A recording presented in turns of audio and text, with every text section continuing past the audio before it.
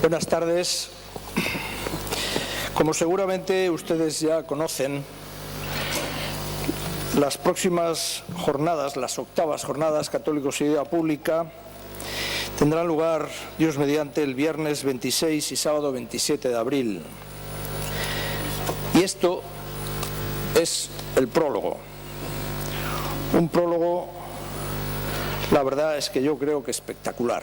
Espectacular por la categoría de la personalidad que nos va a dar la conferencia que inaugura las jornadas. Bien, es verdad que nos hemos tenido que adaptar a la fecha de hoy. Ustedes comprenderán que las responsabilidades del ponente son las que son y era nuestra obligación adaptarnos. De manera que aquí estamos. Y en primer lugar, saludo al excelentísimo señor don Víctor Orbán, primer ministro de Hungría. Saludo a don Antonio Girbau, vicesecretario del Centro de la Asociación Católica de Propagandistas del Centro de Bilbao, al vicario general de la diócesis, don Félix María Alonso, y a don Juan José Aróstegui, que hará la presentación del conferenciante. En primer lugar, le cedo la palabra a don Antonio Girbau. Bueno, muy brevemente, porque todos estamos expectantes a ver lo que nos dice el señor Víctor Orbán. Decir, en primer lugar, estaba previsto que viniese el señor obispo, don Mario Zeta, pero como no puede estar en dos sitios a la vez y tiene una reunión en Madrid ineludible, pues ha venido el vicario general, don Félix Alonso, aquí presente. Como acaba de decir don Carlos Romero, normalmente las jornadas siempre son fin de semana y todo seguido. Esta vez hemos tenido que hacer una cosa diferente, empezar hoy con esta conferencia por razones de agenda del primer ministro y luego a continuación serán los días 26 y 27 el resto de las jornadas. Estamos en el año de la fe y la fe, ante todo, es una certeza. Hay razones para creer. Precisamente este es el lema de las jornadas. Razones para creer. Fundamentalmente la segunda parte de las jornadas, el día 26 y 27, van a tratar sobre testimonios, porque realmente un testimonio es lo que realmente engancha, llega al corazón, más que las palabras, los discursos y las conferencias. Entonces tendremos testimonios desde una persona que era atea, comunista, daba las drogas y que de repente pues un buen día se convirtió. Va a venir esta persona y nos va a contar su experiencia. Desde esta persona, como digo, hasta un matrimonio que uno era católico y el otro protestante, se convirtieron y vienen a explicarnos también su experiencia. También viene una famosa escritora española que era católica entre comillas y se convirtió a católica sin comillas. Tendremos un testimonio, no sé qué palabra poner, si impresionante, espeluznante o no sé qué adjetivo poner, de un musulmán convertido. Un hombre que está condenado a muerte por las brigadas yihadistas y que ha defendido su fe casi con la vida porque está convencido de que algún día pues tendrá que ser mártir. Pues nos viene a contar también su historia. Tendremos dentro de este capítulo de testimonios una película que está sin proyectar, que saldrá después del verano, de una serie de frases, de testimonios de diversas personas, que realmente es impresionante. Terminaremos las jornadas del fin de semana 26-27 con una noche joven, es algo diferente a los años anteriores. Vendrán grupos de jóvenes a cantar, de parroquias, de colegios, de institutos, y luego vendrá también un grupo musical que es la Voz del Desierto a cantar. Terminaremos con la parte más importante, que es la oración. Hay un acto cultural alrededor de la oración inédito aquí en Bilbao, que se llama La Voz del Silencio, en la que intervendrá también la capilla de música de la Catedral de Bilbao, bajo la dirección de Óscar González Gasquet. Seguiremos con una hora santa en la Santa Casa de la Misericordia y finalmente, como un hecho inédito aquí en este palacio, por primera vez se va a oficiar una Santa Misa por parte del obispo. La misa la vamos a tener aquí. Para esta segunda parte de las jornadas, como sabéis, hay que inscribirse. Os hemos dado unos programas a la entrada y también se puede hacer a través de internet. Finalmente decir que va a haber un coloquio después de la conferencia, pero para organizar un poco el coloquio, estamos aquí mucha gente,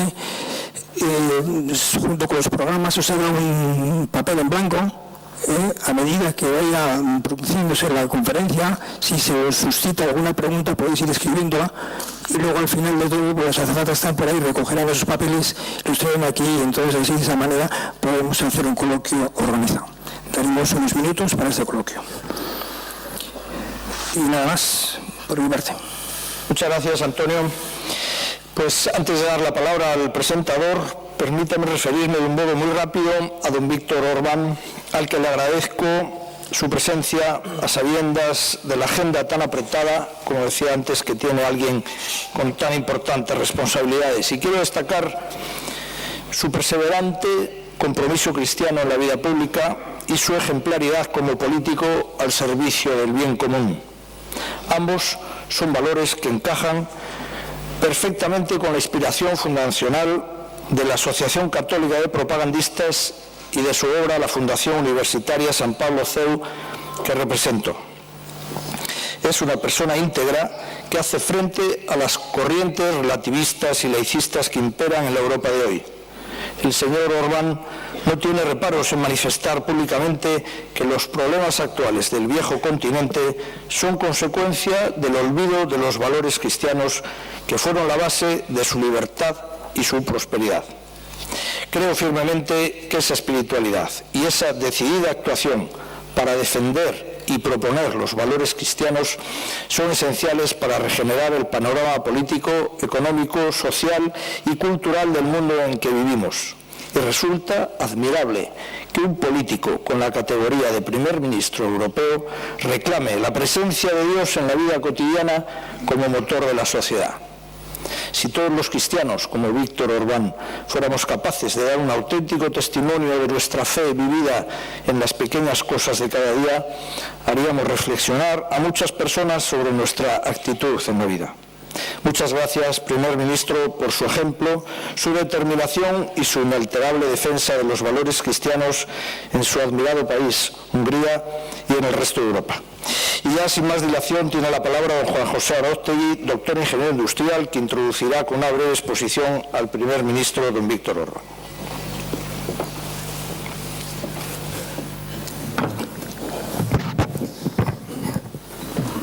Yo creo que la presentación la acaba de hacer ya Carlos Romero, pero no obstante voy a leer lo que traía escrito.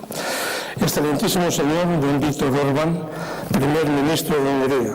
Excelentísima señora Edith Butzi-Szabo, embajadora de Hungría en España. Excelentísimo señor don Carlos Romero, presidente de la Asociación Católica de Propagandistas y de la Fundación Universitaria de San Pablo. Ilustrísimo señor don Félix Alonso, Bilbo Eliz Barrútico, vicario general. Señores de la Junta Directiva de la ACDP de Bilbao y San Sebastián. Eta hemen bilduzeraten jaun andreok. Arratsaldeon denoi. Good afternoon, ladies and gentlemen. Buenas tardes, señores y señores. Es un privilegio absolutamente excepcional contar hoy con la participación de Víctor Orbán, primer ministro de Hungría, en la sesión inaugural de las 8ª Jornadas de Católicos y Vida Pública en Bilbao. Ello ha sido posible gracias a la complicidad positiva de amigos comunes y al prestigio de las Jornadas Católicos y Vida Pública que el señor Orbán ya conoce por haber participado en Madrid el pasado noviembre de 2012. Queremos comenzar por agradecerle profundamente su presencia en esta jornada. Muchas gracias. Nadie como él para aportar sus criterios y experiencia sobre el tema central de esta conferencia. Una política basada en valores cristianos, base para la regeneración de Europa. Víctor Orbán está en la conciencia de millones de europeos como testimonio de coherencia cristiana y como símbolo de esperanza para la regeneración de Europa.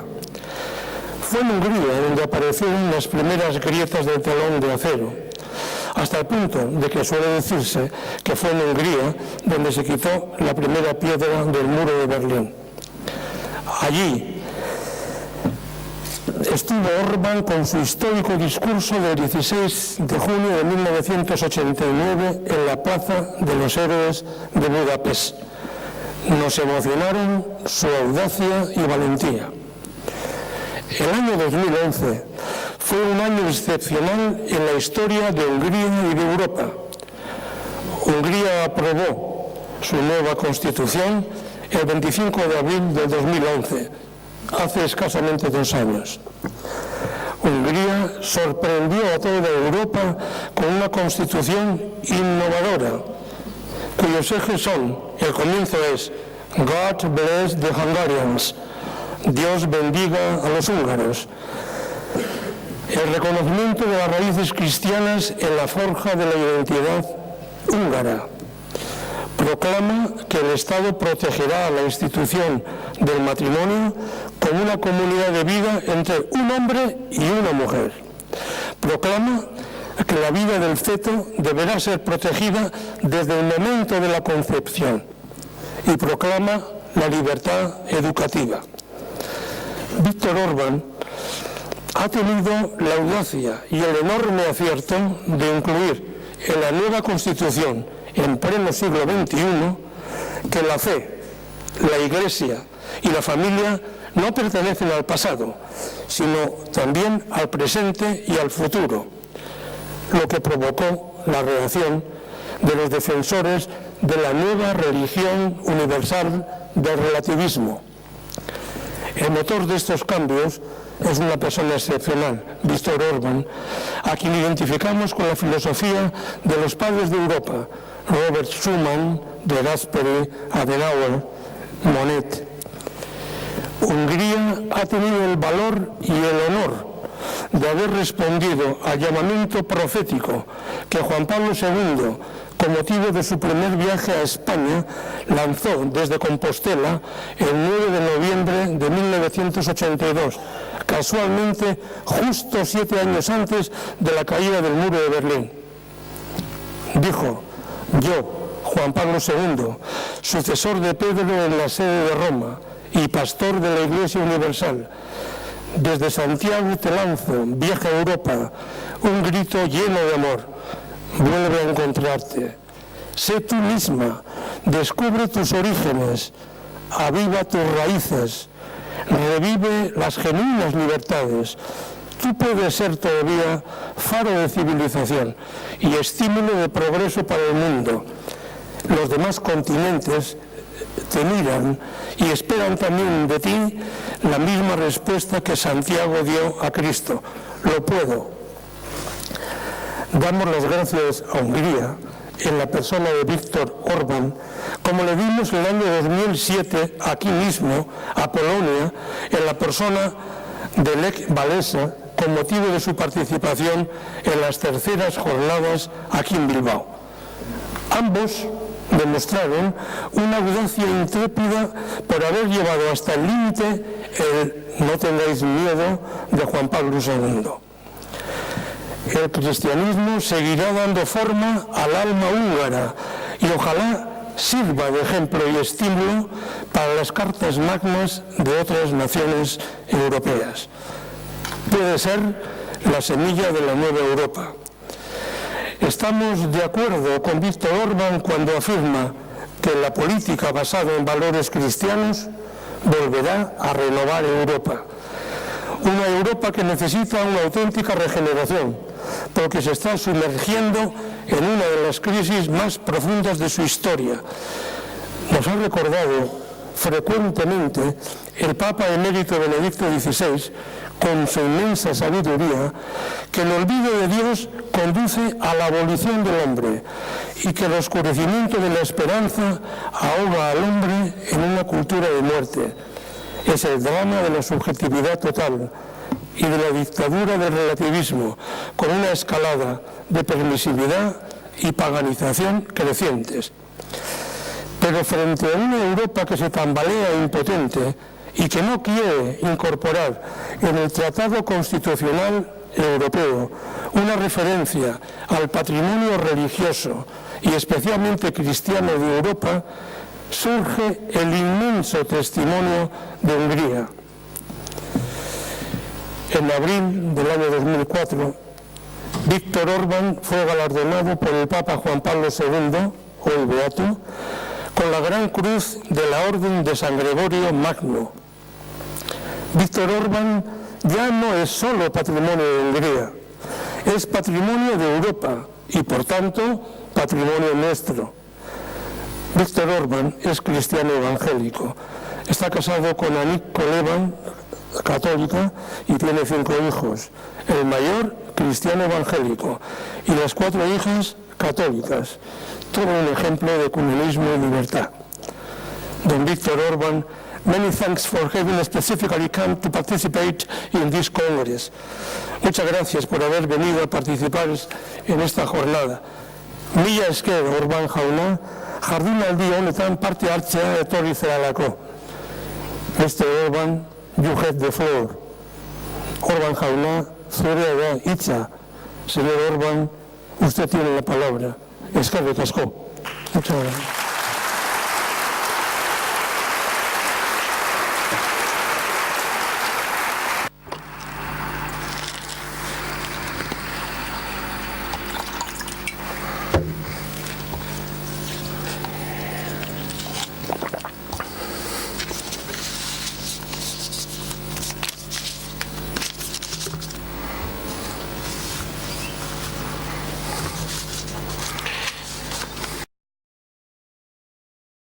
Señor vicario, señores presidentes, les agradezco mucho sus palabras de elogio. Los estadounidenses, con su soltura habitual, tienen una respuesta ingeniosa para todo. En estos casos se suele decir que si mis padres estuvieran aquí, mi padre estaría orgulloso, mientras que mi madre se lo hubiera querido todo al pie de la letra. Pues bien, permítanme, antes de nada, contarles por qué me encuentro aquí. En el año 2012 me invitaron a Madrid a una conferencia católica cuyo motivo fue la nueva ley fundamental húngara. Una nueva constitución basada en fundamentos cristianos, lo que suscitó un enorme interés en toda Europa.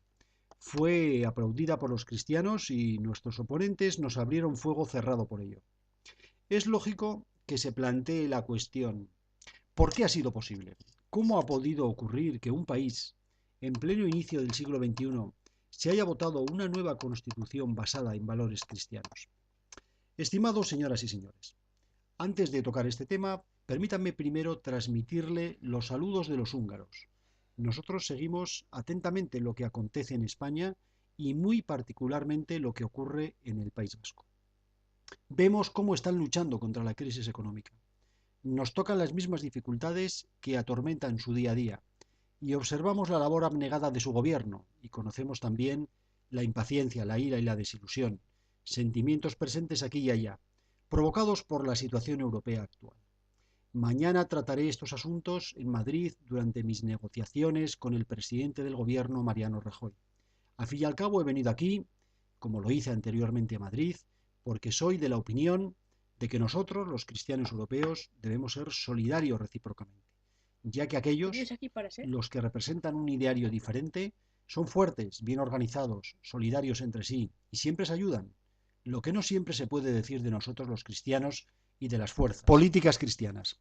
Pienso, por tanto, que es imperioso que nos alentemos mutuamente en nuestro empeño de raíz cristiana, que pretendemos poner en práctica día tras día, tanto en la esfera de nuestra vida personal y cotidiana como en la vida pública.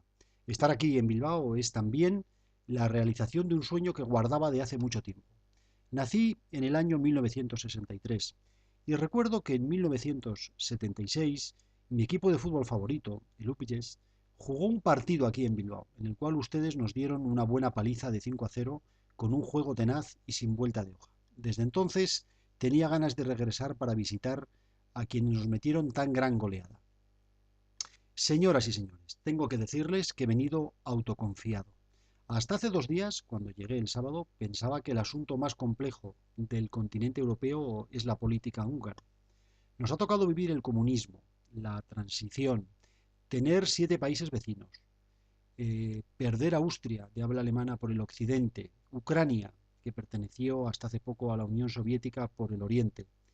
Vivimos en un entorno complicado. Es por eso que ando por el mundo con seguridad, pensando que el que es capaz de orientarse en la política húngara se orienta en cualquier lugar.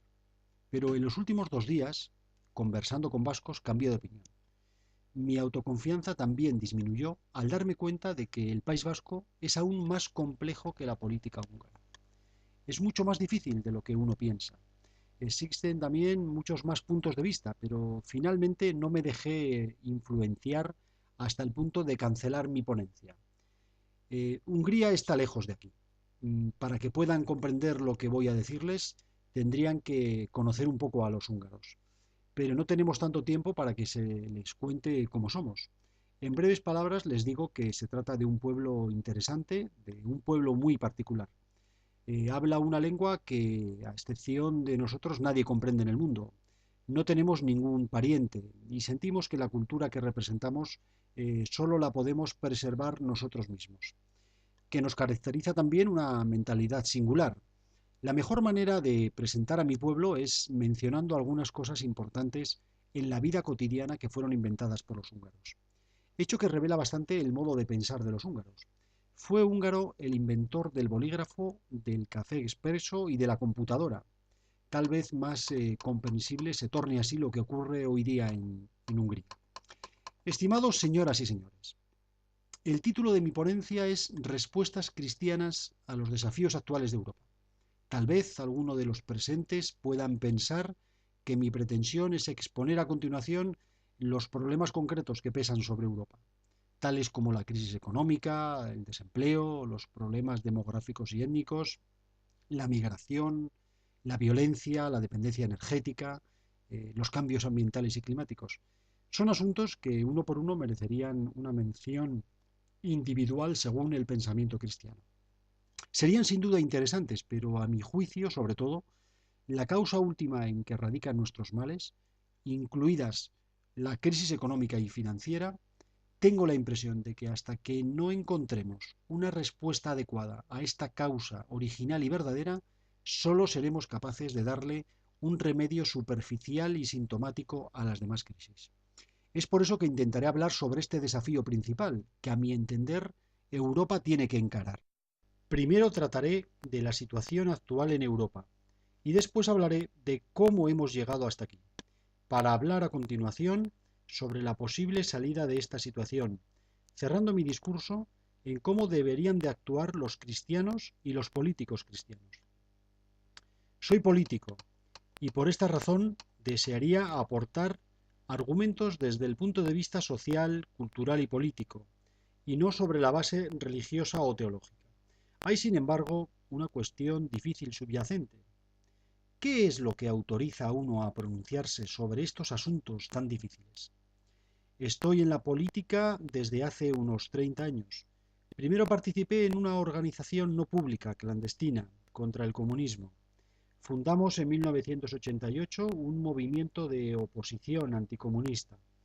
En 1990 tuvieron lugar las primeras elecciones libres en Hungría, en las que llegué a ser diputado parlamentario a los 27 años.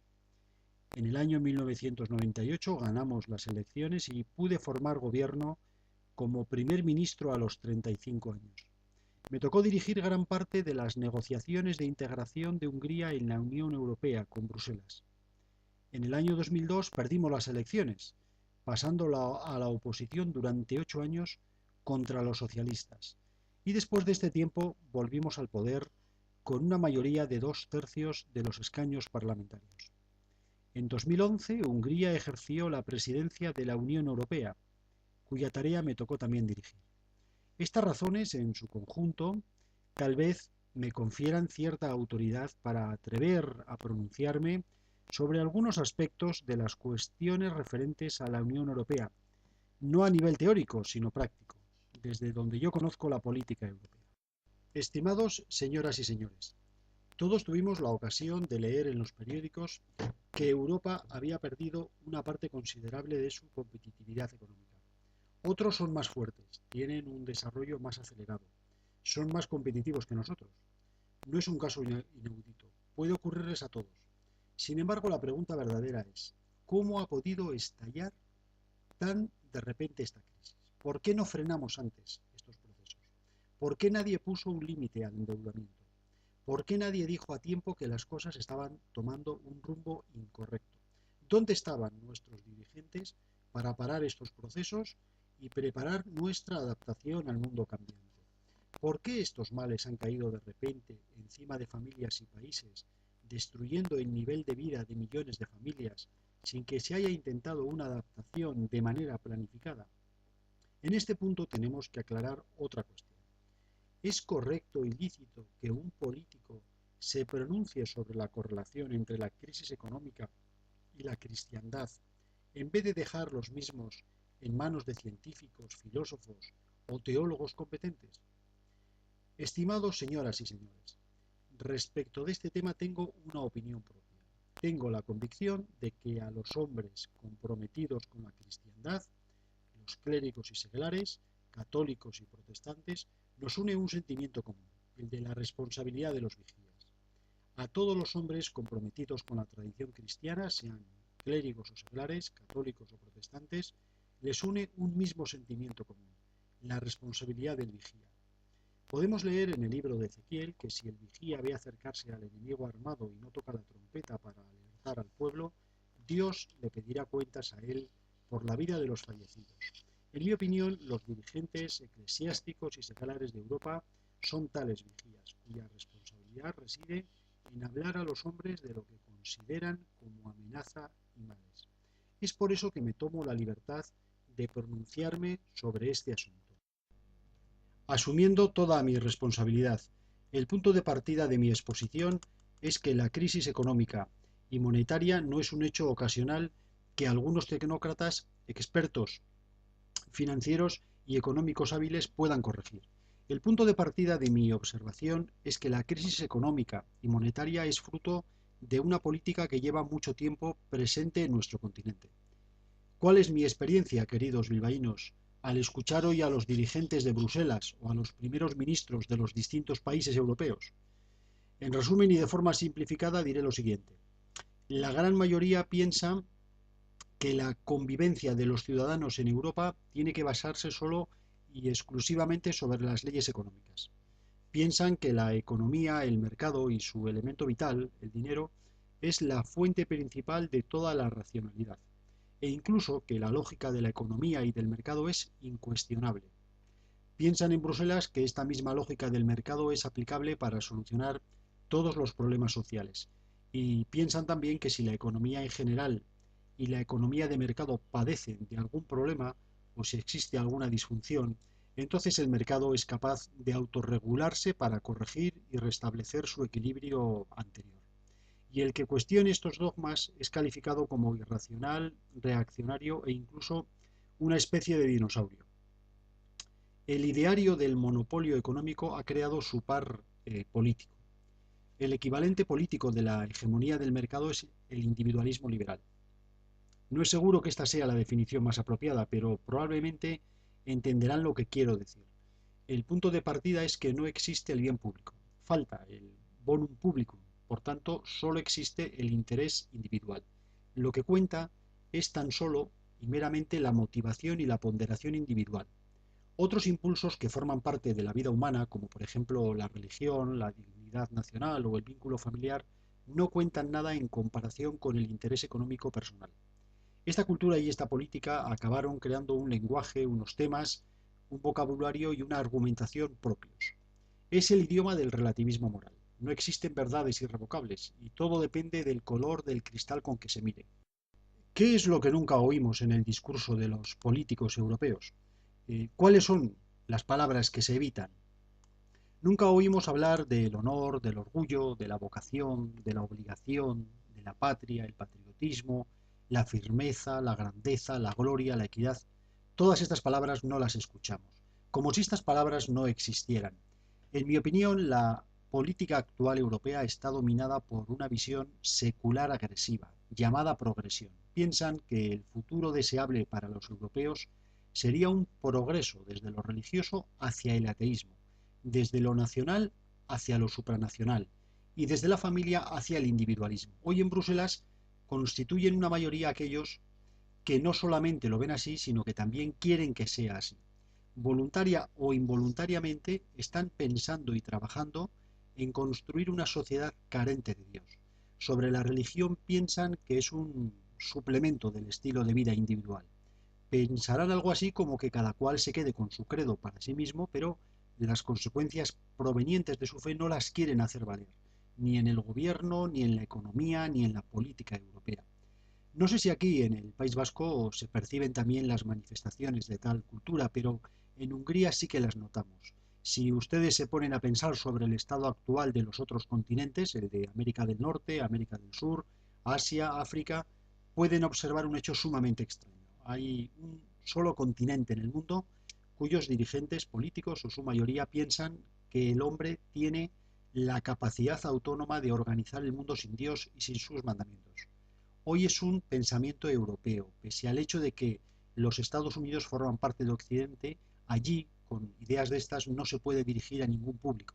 En el mundo islámico ni se plantea tal hipótesis, e incluso los hindúes se quedarían muy sorprendidos si alguien intentara convencerles de renunciar a las enseñanzas de la religión hindú. Señoras y señores, pienso por tanto que la política europea está viviendo en un doble desacierto.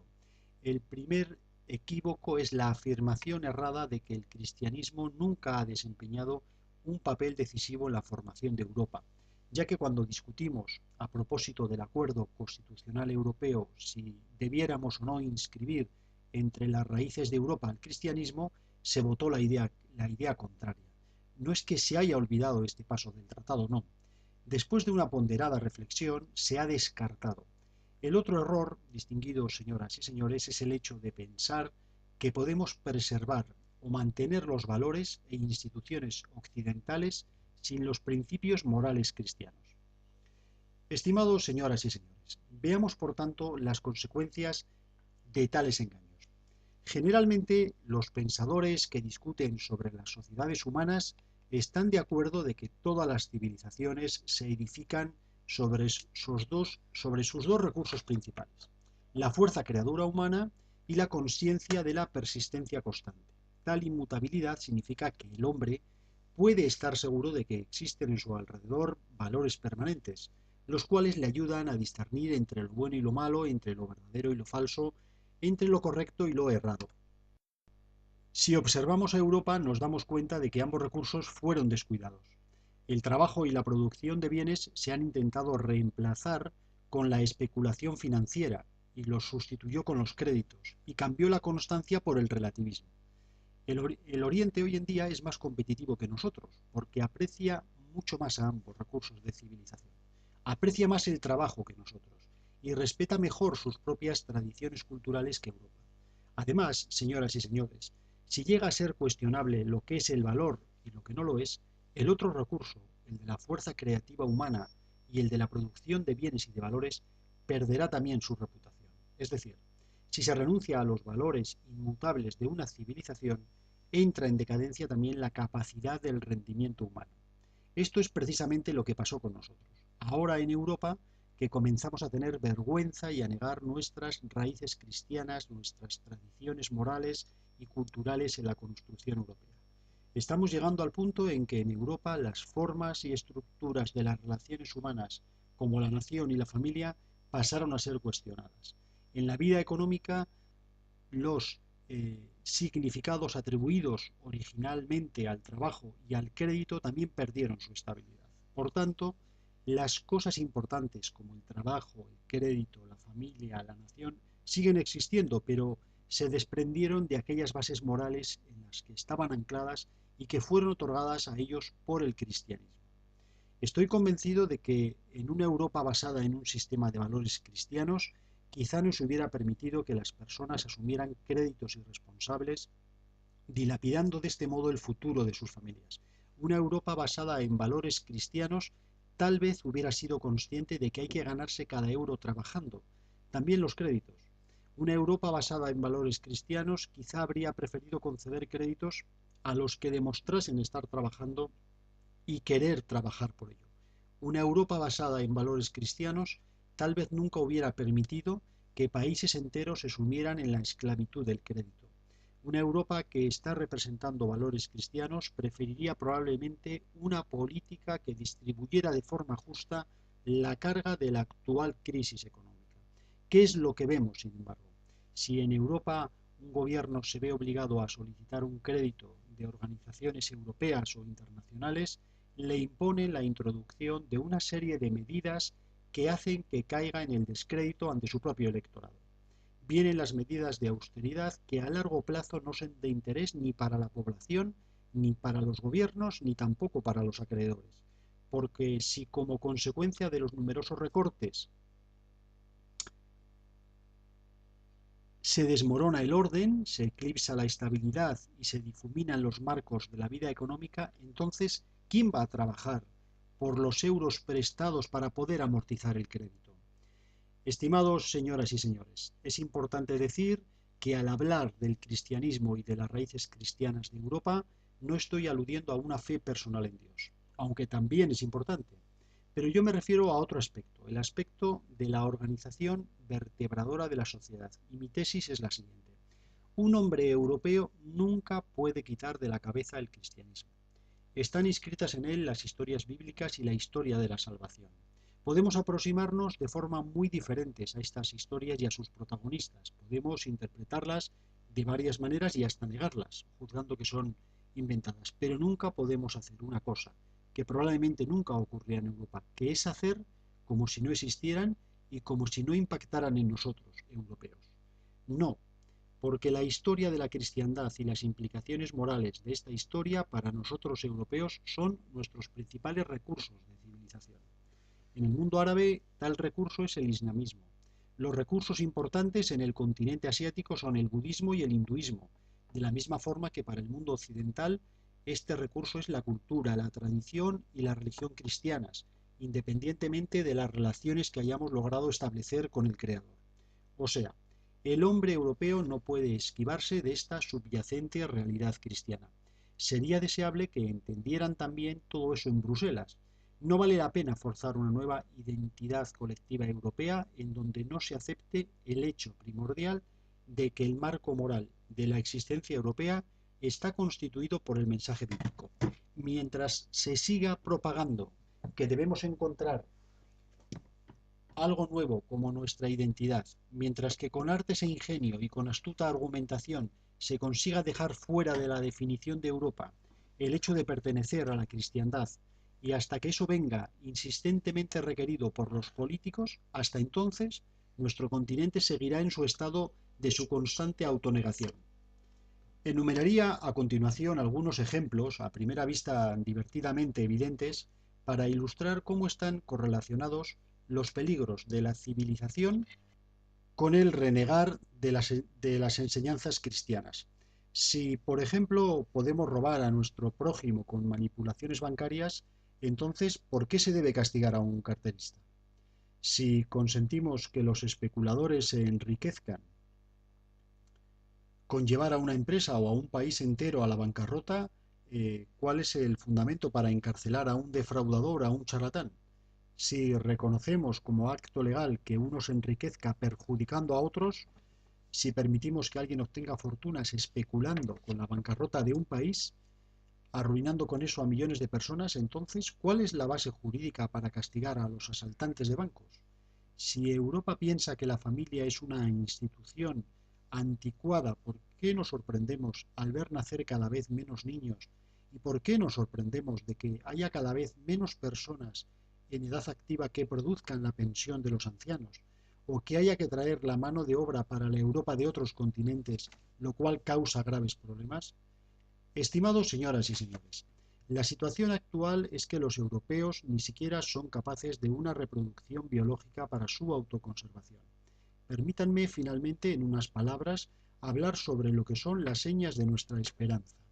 Nuestra identidad cristiana significa, y en ello reside la buena nueva, que tenemos todas las probabilidades para la regeneración.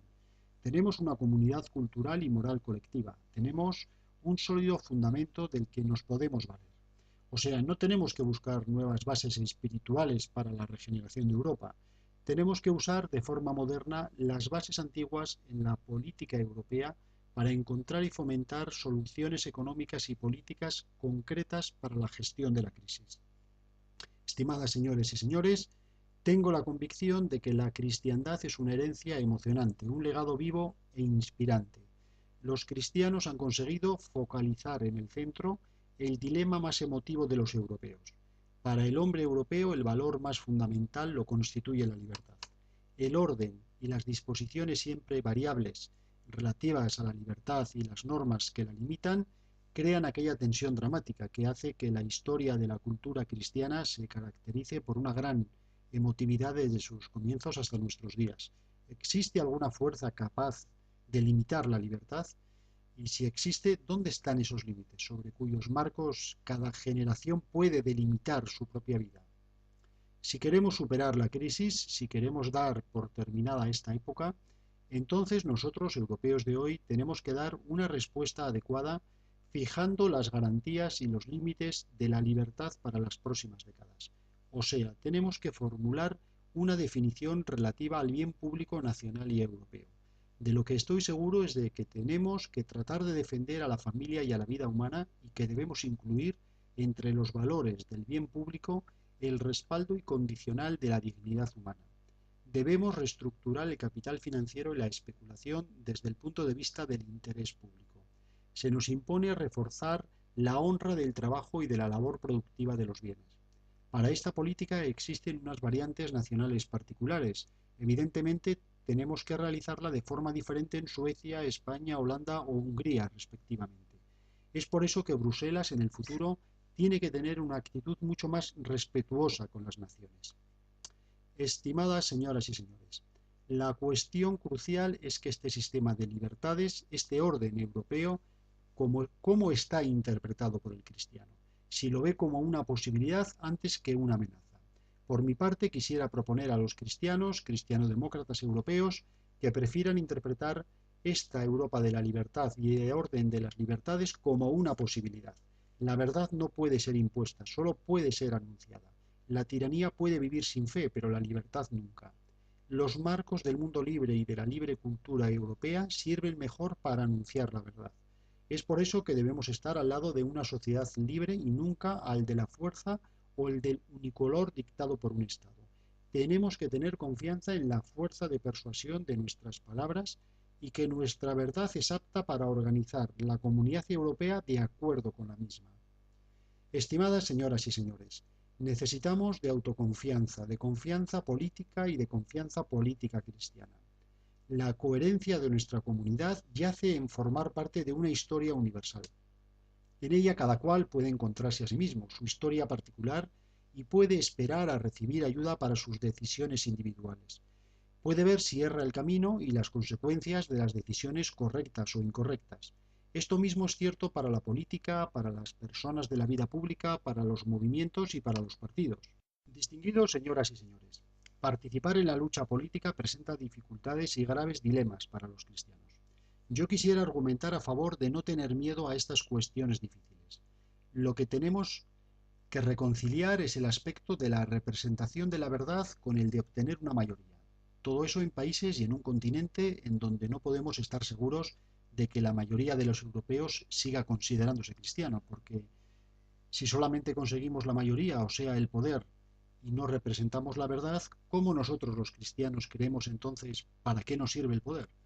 Porque si por otro lado representamos la verdad, pero no somos capaces de obtener o mantener la mayoría, entonces nuestra verdad es inútil, pues no podemos sacar provecho de ella para el bien de nuestra nación. Nosotros no somos kamikazes políticos cristianos, sino líderes políticos responsables que necesitan al mismo tiempo la verdad y la mayoría para la realización de sus ideas. Tenemos que saber al mismo tiempo que aparte de la verdad y la mayoría, aun consiguiendo reconciliarlas, tampoco seremos capaces de alcanzar la perfección porque solo somos humanos. Es por esto que el punto de partida de la política cristiana no puede ser otro que la humildad, la modestia y el realismo sensato. Estimadas señoras y señores, los tiempos que vivimos y el modo como vivimos nos amenazan con el riesgo espiritual atemorizante de que nos perdamos en los pequeños problemas del día a día, en la lucha por la subsistencia de cada día, de que nos perdamos en los detalles sin ver el conjunto. Tengo la convicción de que nuestra condición como cristianos nos eleva de los sentimientos de la perdición y del abandono, para colocarnos en los contextos que determinan la grandiosidad de toda existencia humana y de la comunidad espiritual y nacional. Un poeta escribió en su día lo siguiente: «Hombre, ¿qué es lo que te ocurre? ¿Por qué estás tan desesperado? Dios te lo perdona todo, excepto la desesperación».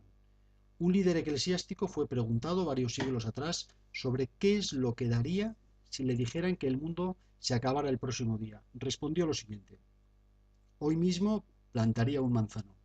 Por ingratas que sean las circunstancias que dominan el foro político de Europa, por mucha ventaja que tengan nuestros rivales hoy en Europa, es este tipo de relación, de comprensión y de estado de ánimo el que puede conferir coraje y seguridad para la política cristiana europea. Robert Schuman dijo una vez, y ahora vemos que tenía razón: ¿Europa será cristiana o no será? Yo creo que esta es la única respuesta correcta para los desafíos del siglo XXI que Europa enfrenta. Les deseo a todos ustedes fortaleza de espíritu, perseverancia y éxitos para dar la respuesta. Muchas gracias.